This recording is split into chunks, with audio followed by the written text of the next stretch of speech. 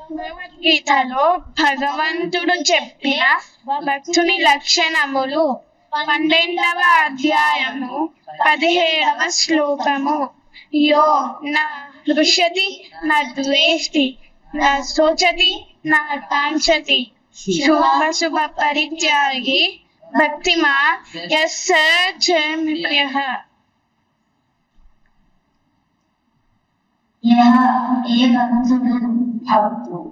ఏ భక్తుడు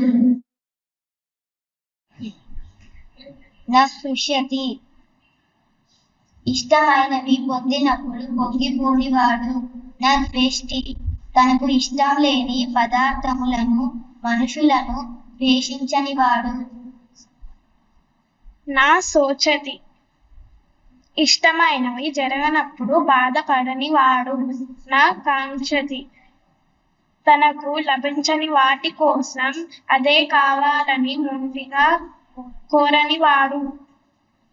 శుభాశుభ పరిత్యాగి లోకంలో అందరూ చేసే శుభమైన అశుభమైన అన్ని కర్మలను విడిచిన వాడు,